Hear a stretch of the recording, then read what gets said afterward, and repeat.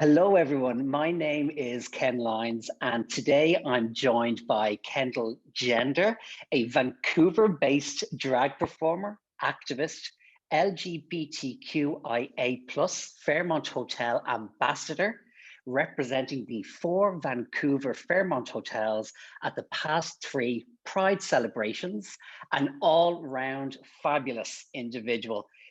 Kendall, thanks a million for being with us today. What is it you would like to share? Well, to start off with, thank you so much for that fabulous introduction. I'm feeling all of the good feels here. What I want to share with everyone today is the idea and the conversation of visibility. For me, as a drag performer or a public figure, if you will, being visible is very, very, very important. So not only am I, visible in the queer community, but I live within a few intersections. So I live within, a biracial community between being Black and white, and then also queer.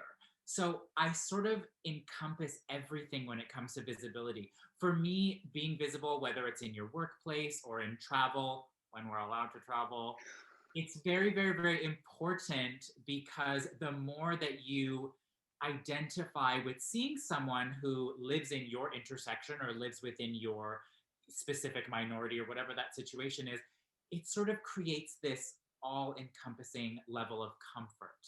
It kind of goes back to growing up, and when I think about figures that I saw at a young age that were visible in the early 90s, and it shaped me who I became as a person because of their visibility. So this is my tiny little sliver of that, in my career and in my life, to be visible to other people. So I want to really spread that message to everyone watching, that visibility is very, very, very important.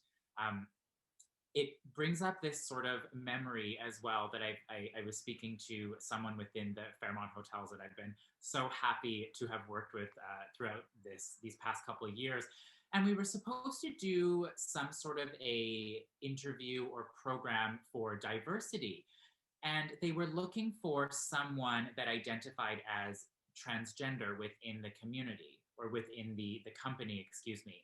And it was very difficult for them to outsource someone or to find someone that was willing to speak up within the company and say not only do they identify as transgender, but they also are willing to speak about that in their workplace.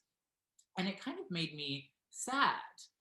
I myself am not transgender, but it made me sad to think about this amazing forward thinking company with the employees that believe in diversity and are so supported in so many ways, but there still wasn't that sort of visibility within that community.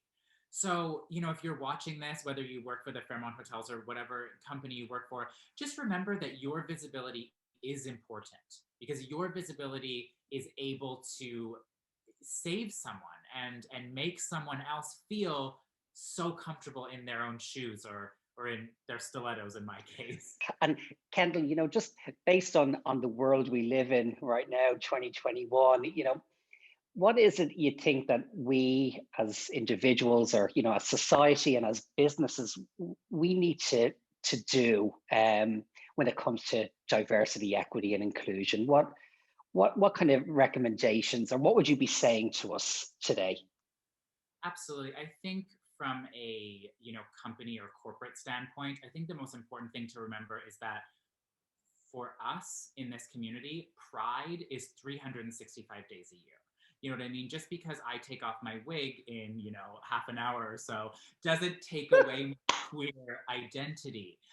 Remember that for us, when I see marketing that is, targeted towards my community on the off season, that's what really personally sticks out to me. Okay, it's a really interesting observation, and I wouldn't have seen it from that perspective before.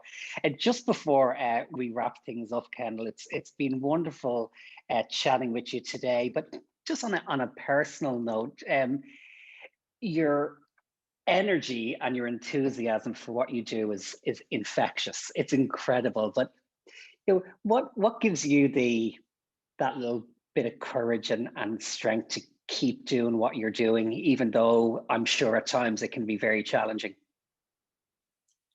Think a lot of my motivation definitely comes from darker points in my life. I think would be the easiest way to describe that. I've definitely been through my share of trauma. Um, and I think that that sort of despair, if you will, allows me to bask in the positivity of my life today. I truly am a believer that, if you've experienced true sadness, it is the only way to experience true happiness. Because without true sadness, you really don't know the opposite to what you're experiencing.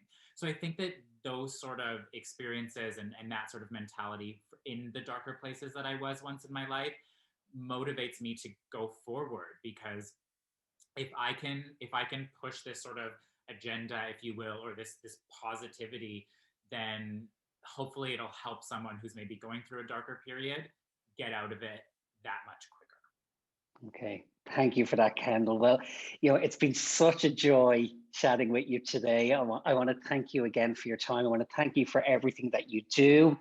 And I look forward to seeing much more from you in the coming months and years ahead. Yay! Thank you so much. This was such a fun, like, Ken interview.